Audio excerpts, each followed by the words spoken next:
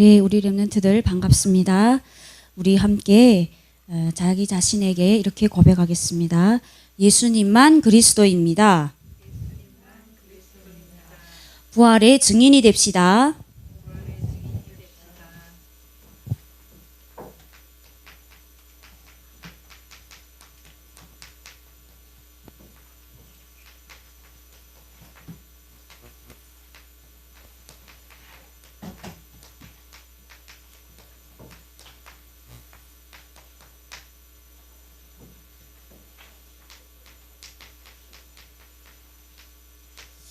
요한복음 20장 11절에서 18절 말씀을 우리 보았습니다.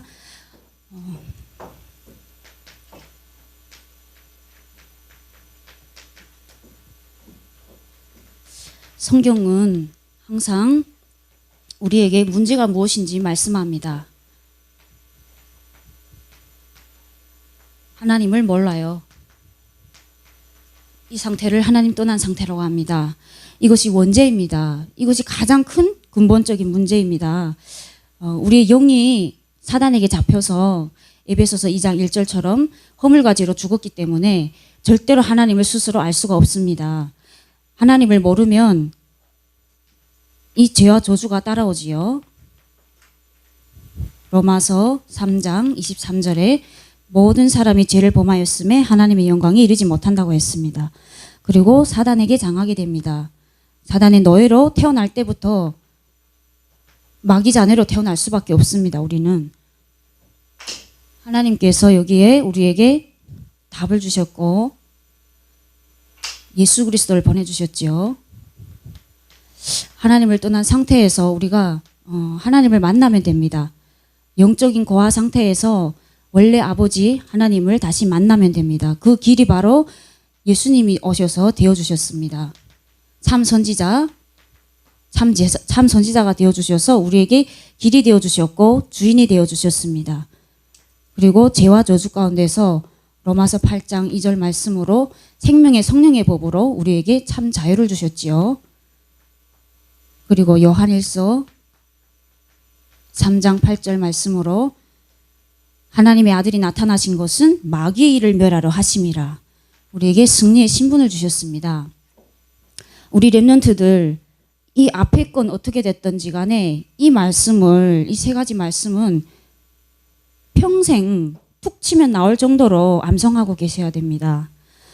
자, 이 일을 하신 분이 바로 예수 그리스도이시죠. 예수님의 이름의 뜻이 무엇이라고 그랬습니까? 구원자. 마태복음 1장 21절에 보니까 아들을 낳으리니 이름을 예수라 하라. 이는 그가 자기 백성을 그들의 죄에서 구원할 자이심이라 하니라. 그리스도는 기름 부음 받은 자입니다. 우리 렘넌트들이 이 예수님의 이름과 그리스도의 뜻에 대해서도 알고 있어야 하나님이 주신 능력과 권세를 사용할 때 힘이 있겠죠. 그래서 성경은 요한복음 20장 31절에 이렇게 말하죠. 오직 이것을 기록함은 너희로 예수께서 하나님의 아들 그리스도이심을 믿고 또 그 이름을 힘입어 생명을 얻게 하려 함이라. 생명입니다. 생명. 구원은 생명이지요. 오늘 본문 말씀을 통해서 부활하신 예수님을 만나기 전을 볼게요. 부활의 주님을 만나기 전에는 어땠는가? 누가복음 8장 1절에서 3절 보니까 여기 막달라 마리아가 나와요. 이 여자는 7 귀신이 들렸던 여자입니다. 예수님을 만나서 귀신이 나갔어요. 나가고 예수님이 제자가 되었고 예수님을 쫓아다니면서 사도들을 쫓아다니면서 자기의 소유를 가지고 섬겼던 여자입니다.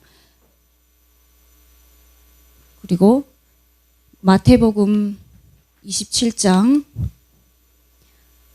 55절에서 56절에는 제자들은 다 예수님이 그 십자가에 달려 돌아가실 때에 무서워서 도망갔어요. 베드로도 비롯해서 다 도망갔는데 이 막달라 마리아만이 남아서 예수님의 장례까지 끝까지 치렀습니다.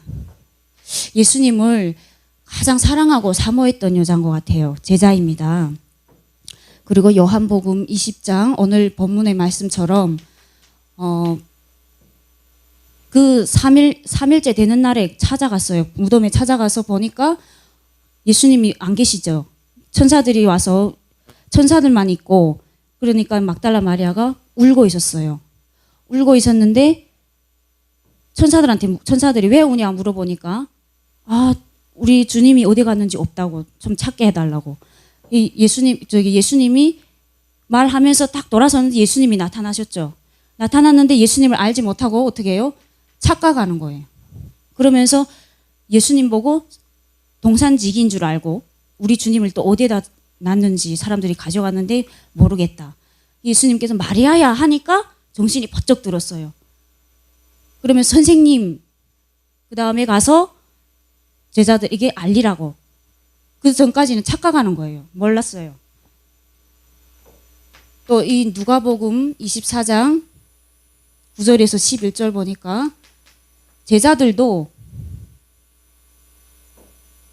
요한복음 20장 하나 더 있습니다.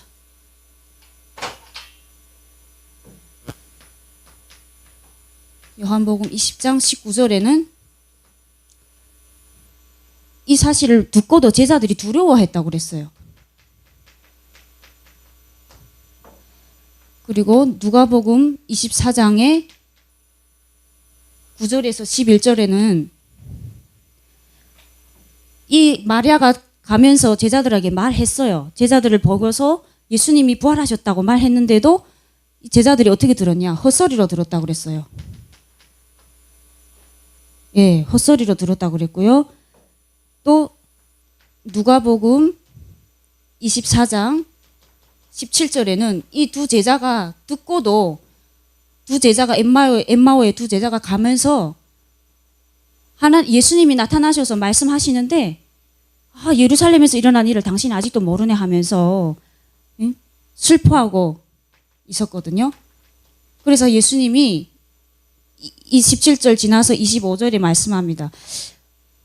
선지자들이 말한 모세와 선지자들이 말한 모든 것을 마음에 더디 믿는 자들아. 이렇게 믿어 앉는 거예요. 구원은 받았지만 부활하신 예수 그리스도를 능력을 모르고 만나지 못하니까 어떻게 살아요? 불안하고 울고 착각하고 두려움에 불신자 상태에서 사는 거예요. 불신자가 아닌데 불신자 상태에서 삽니다. 오늘 언약 붙잡고 우리가 다시 부활의 주님의 능력을 회복할 수 있도록 언약을 붙잡아야 되겠습니다. 그러면 부활의 주님을 만나고 난 후에죠. 부활의 주님을 만난 후에는 이 제자들이 어떻게 변했나요? 예수님께서 요한복음 20장 이제 19절에서 23절 보니까 이제 18절까지 이렇게 착각하고 있었는데 이들이 그 유대인을 피해서 유대인을 무서워했어요. 예수님이 부활하셨다는 사실을 알면 와서 핍박할 걸 아니까 무서워서 문을 꽁꽁 닫고 있었는데 예수님이 오셔서 평강을 주셨어요. 예수님은 하나님이십니다. 그래서 시공간을 초월하시잖아요. 문이 꽁꽁 닫혀 있는데도 예수님이 들어오셔서 제자들에게 보이시면서 평강이 있을지어다. 그리고 성령을 받으라 이렇게 말씀 주셨어요. 성령을 주셨어요. 후 내 숨을 내쉬면서 성령을 받으라. 사명에 대해서 다시 알려주신 것이죠. 그리고 요한복음 20장 여기 24절에서 29절에는 이 자리에 도마라는 제자는 없었어요. 그래서 도마는 제자들이 우리가 예수님을 부활하신 예수님을 배웠다 말하니까 헛소리라면서 손자국에 구멍에 손을 넣어봤냐? 옆구리에 손을 넣어봤냐? 하면서 안 믿는 거죠. 근데 8일째 돼서 예수님이 다시 도마에게 나타나셔서 말씀합니다. 한번 네가 손자국을 보여주시고 옆구리를 보여주시면서 넣어봐라. 그러니까 도마가 무릎을 꿇지요. 나의 주님이시요 나의 하나님이십니다. 그때는 믿어요. 예, 부활하신 예수님을 보고서야 믿습니다.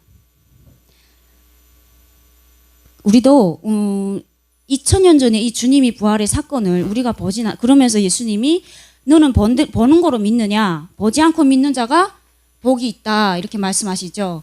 그래서 오늘날 우리가 정말 예수님이 부활하셔서 성령으로 우리와 지금 함께 하신다는 이 사실을 성경을 통해서, 말씀을 통해서만 믿는데도 그것이 믿어지는 것은 하나님의 은혜요. 우리가 복이 있는 줄 믿습니다.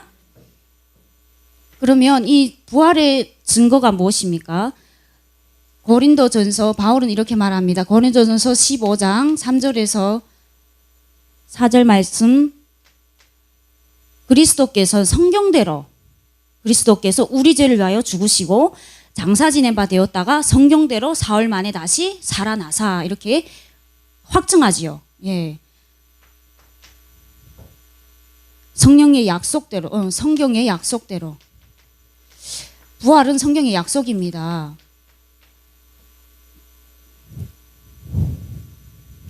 그래서 부활이 만약에 없다면 이 세상의 종교에서는 아마 불교가 제일 좋은 종교일 수도 있어요. 그러나 모든 종교가 절대로 흉내낼 수 없는 것이 빈 무덤인 줄 믿습니다. 아멘. 예, 빈 무덤은 절대로 흉내낼 수가 없습니다. 우리는 부활하신 예수 그리스도의 자녀인 줄 믿습니다. 그래서 결론적으로 우리가 지난주에 구원의 확신에 대해서 언약을 붙잡았는데, 오늘은 이 불신자 상태를, 구원받았지만 나의 상태가 불신자인 그런 상태를 이기는 권세에 대해서 오늘 언약 붙잡기를 원합니다. 불신자 상태를 이기는 권세. 이기는 권세에는 6가지가 있습니다. 하나님, 사단을 꺾는 권세예요. 사단 꺾는 권세. 요한일서 3장 8절 말씀과, 우리 다 아시죠? 요한일서 3장 8절 말씀과 또 골로새서 1장 13절에는 하나님의 아들이 나타나신 것은 마귀의 일을 멸하라 하심이라. 골로새서 1장 13절에는 우리를 흑암의 권세에서 건져내사 그의 사랑의 아들의 나라로 옮기셨느니라. 아예 옮겼습니다. 이사했어요. 그리고 마태복음 12장 28절에서 29절에는 예수님께서 내가 하나님의 성령을 힘입어 귀신을 내쫓는 것이면 하나님의 나라가 이미 너희 안에 임하였느니라. 성령의 약속을 붙잡고 기도하시길 바랍니다. 두 번째, 재앙 꺾는 권세입니다. 재앙 꺾는 권세. 로마서 8장 2절로 생명의 성령의 법으로 죄와 사망의 법에서 우리를 해방해 주셨다. 그리고 요한복음 5장 24절에는 진실로 진실로 내가 너희에게 이르노니 나를 믿고 또 나 보내신 이를 믿는 자는 영생을 얻었고 사망에서 생명으로 옮겼느니라. 이사 갔어요. 완전히 이사 갔기 때문에 이걸 법적으로 우리는 해방하였고 참 자유를 얻었다는 것을 믿으시기 바랍니다. 정신문제 이기는 권세. 정신문제 이기는 권세에는 요한복음 14장 26절에서 27절 말씀처럼 내가 내 이름으로 보내실 성령, 그가 보혜사 곧 내 이름으로 보내실 성령, 그가 너희에게 내가 말한 모든 것을 가르치고 생각나게 하리라. 평안을 너희에게 끼치노니 곧 나의 평안을 너희에게 주노라. 내가 주는 것은 세상이 주는 것과 같지 아니하노라. 너희는 마음에 근심하지도 말고 두려워하지도 말라. 참 평안이 임해야지만 우리가 세상을 이길 수 있겠죠.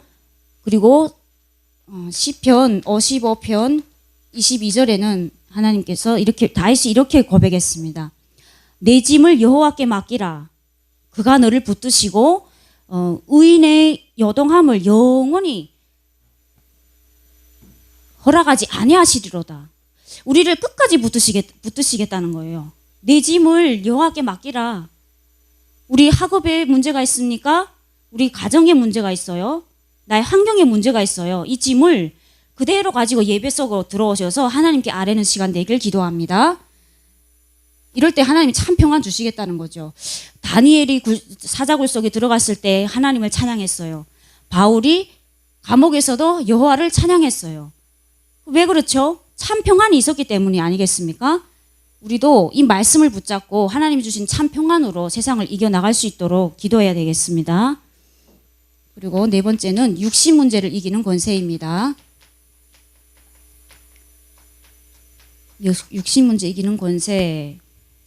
고린도 후서 12장 8절에서 10절에는 바울이 이렇게 고백하죠. 내가 가장 연약할 때 강함이 되시는 것은 그리스도의 능력이 나 안에 있기 때문이다.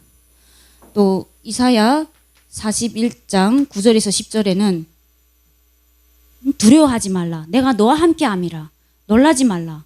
내가 너를 반드시 붙들리라. 참으로 나의 의로운 오른손으로 너를 붙들리라. 말씀 붙잡고 우리 렘넌트들 힘을 얻으시기 바랍니다. 그리고 다섯 번째, 여기다 쓸게요. 자녀 문제 이기는 권세.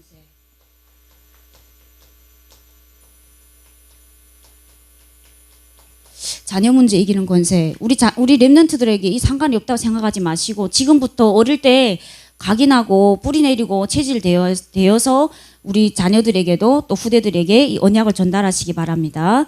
여엘서 2장 28절에는 너희 자녀들은 환상을 볼 것이요 젊은이들은 젊은이들은 미래를 보며 늙은이들은 꿈을 꿀 것이라. 언약을 붙잡는 순간 하나님은 이렇게 우리를 인도하실 줄 믿습니다. 사도행전 16장 31절에는 주 예수를 믿으라. 그리하면 너와 네 집이 구원을 얻으리라.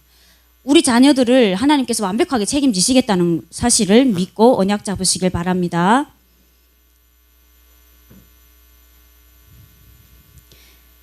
그리고 이사야 59장 21절 이 언약은 정말 우리 가정과 가문에 대대로 우리가 붙잡아야 될 언약인데요.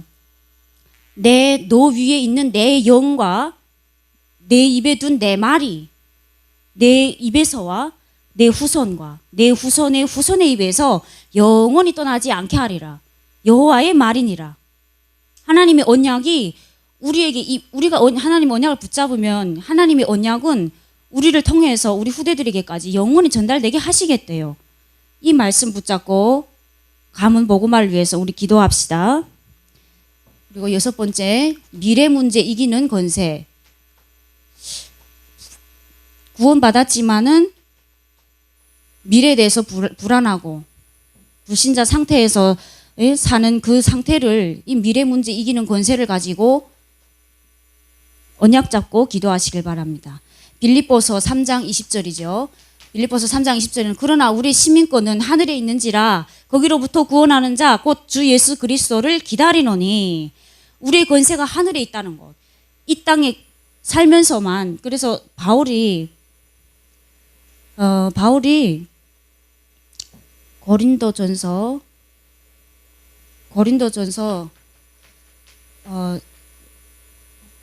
15장 12절에서 19절에 이렇게 말해요.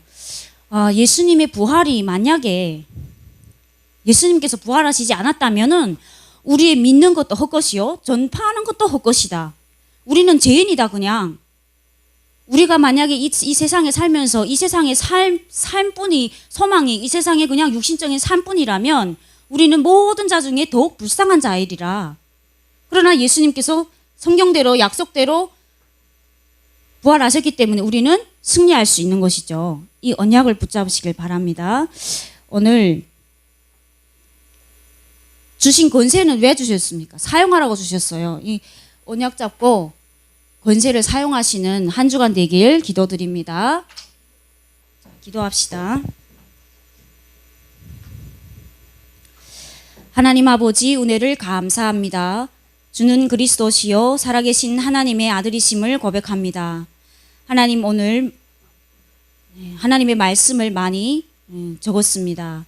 우리 렘넌트들이 사람의 말을 믿지 않고 오직 하나님의 말씀을 확인하면서 현장에서 확인하고 증인되게 역사하여 주시옵소서. 하나님 우리 렘넌트들 예수는 그리스도라고 고백하는 이 자리에 모였습니다. 하나님 아버지 우리 렘넌트들이 정말 언약 잡고 새로운 언약 잡고 시작하는 새로운 시작이 되게 축복하여 주시옵소서. 언약 잡고 한 주간 현장에서 학업에서 승리하며 부활의 증거를 가지고 하나님 증인될 수 있도록 축복하여 주시옵소서. 감사하며 예수 그리스도 이름으로 기도드렸습니다. 아멘.